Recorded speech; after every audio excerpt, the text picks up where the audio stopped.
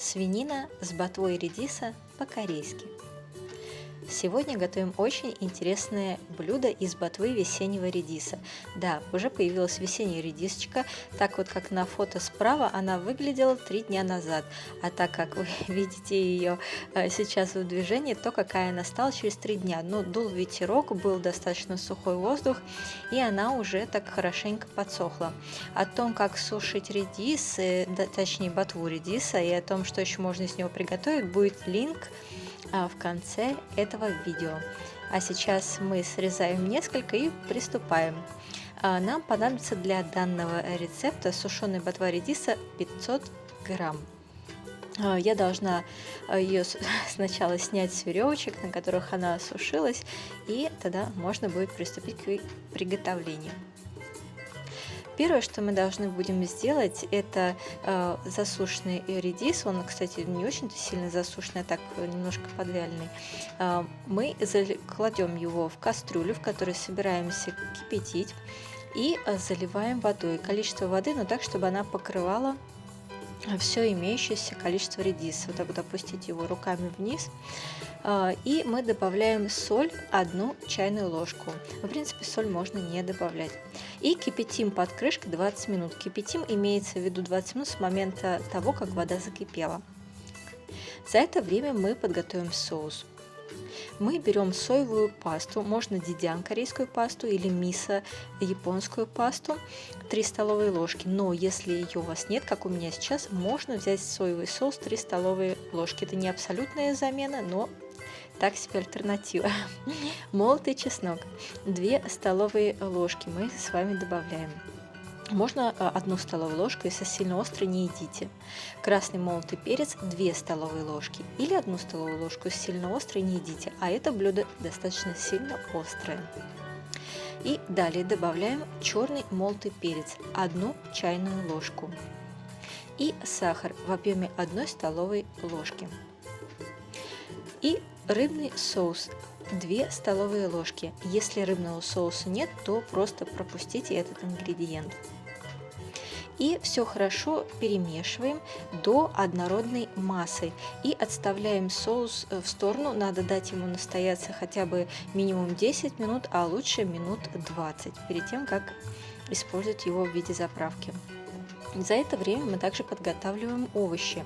4 стручка зеленого лука мы с вами должны нарезать мелкими кольцами. Также 1 зеленый перец чили мы нарезаем тоже тонкими кольцами. Если сильно острый не едите, то уберите этот ингредиент. И 2 средних красных редиса или же 1 малый дайкон редис, если он есть. И мы с вами нарезаем кусками средней толщины. Далее, за это время у нас уже должна была свариться ботва редиса. Мы должны ее извлечь из воды и положить в холодную воду, чтобы она совершенно абсолютно остыла. Вот этот отвар, который остается, если не добавлять соль при варке, то можно пить как лекарство. Подробно об этом в отдельном видео о том, как сушить ботву редиса. Линк будет в конце этого видео. И далее, когда ботва редиса остыла, мы что делаем? Должны будем переложить ее, чтобы с нее стекла вода. У нас сейчас ботва весеннего редиса, весеннего красного редиса. И поэтому у нас тоненькие листики и тоненькие ножки. Поэтому с нее не надо снимать пленочку, которая на ней есть. И даже вот эти вот остатки от самого редиса, на который крепятся листочки, тоже можно есть. Но если же вы используете ботву дайкон редиса, но это уже осенний сезон, то тогда, конечно, пленочку надо снять и кончики надо срезать. Далее, после того, как вода немного отекла, но все равно придется немного подотжать воду, мы должны будем нарезать ботву. Какими кусками резать, это зависит от того, какого размера, собственно говоря, ботва. То есть кусками среднего размера мы нарезаем. В моем случае я просто на 4 части это делю. Значит, мы должны отжать ботву, чтобы с нее убрать лишнюю жидкость, и нарезать ее кусками среднего размера. Теперь мы должны будем взять какую-нибудь достаточно объемную посуду, в которой будет удобно перемешивать, и закладываем туда нарезанную ботву. Теперь добавляем сначала зеленый лук и перец чили, прежде нарезанные. И затем добавляем соус. Соус у нас должен был немного настояться, я напоминаю. И все хорошо перемешиваем. Лучше использовать перчатку, потому что там все-таки есть перец, он будет жечь и краситься. Теперь добавляем кунжутное масло в объеме 1 столовой ложки. Лучше этот ингредиент не пропускать. И объясняю, почему добавляем его отдельно, а не положили в соус. Потому что лучше, если добавить его в самом начале, то масло будет мешать ботве пропитаться остальными ингредиентами. Поэтому кунжутное масло отдельно добавляем в конце. Все хорошо перемешиваем и отставляем в сторону настояться. За это время нагреваем сковороду с растительным маслом, с небольшим количеством, и берем свиную вырезку, 500 грамм нам нужно. И, как вы видите, это вырезка живота, там идет слой мясо-жир, и начинаем жарить на среднем огне.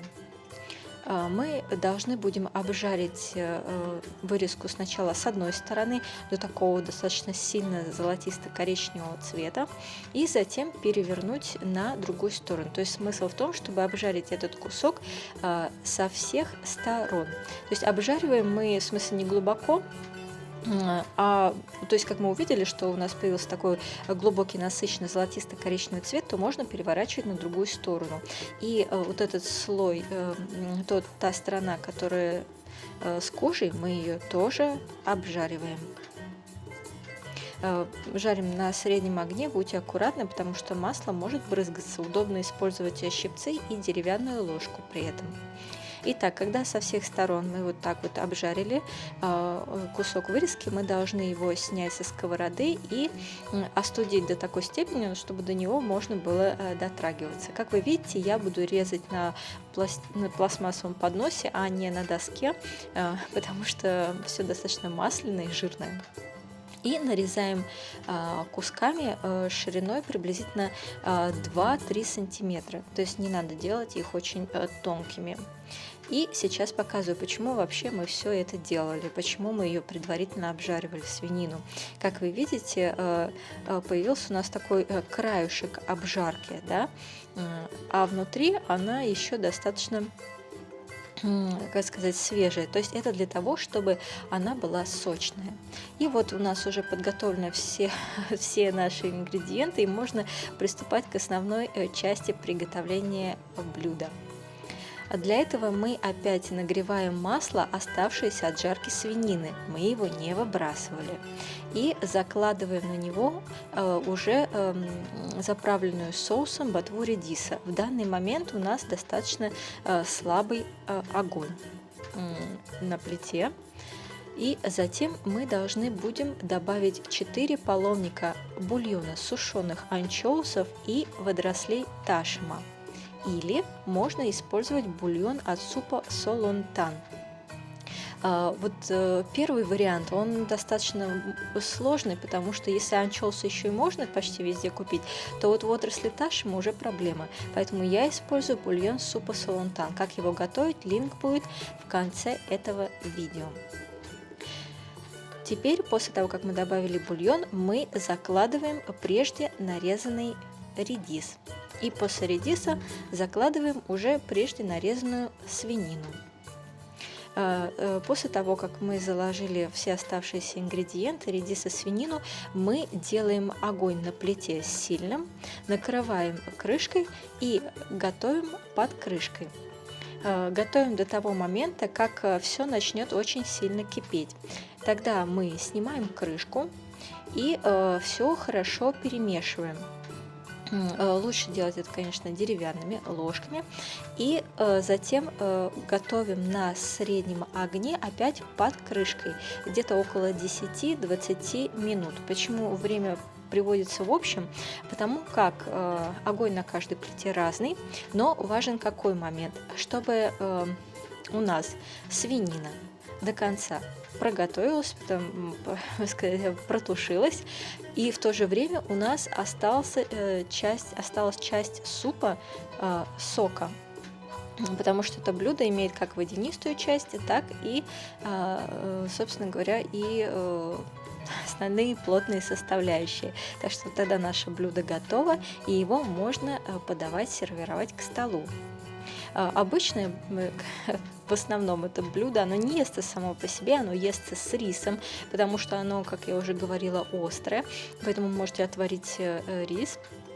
Как это делают в Корее, есть это с рисом. Ну, можете попробовать также отварить или пожарить картошку. Я тоже думаю, что будет это неплохое достаточно сочетание. И естся оно так. Вы берете ложку супа, то есть жидкости, и вместе вот так вот палочками все собираете. Редиску, ботву, редиса, мясо. И вот так вот все одним махом это едите и заедаете это рисом. Надеюсь, вам было интересно. Приятного вам аппетита, и можно еще раз ознакомиться с ингредиентами.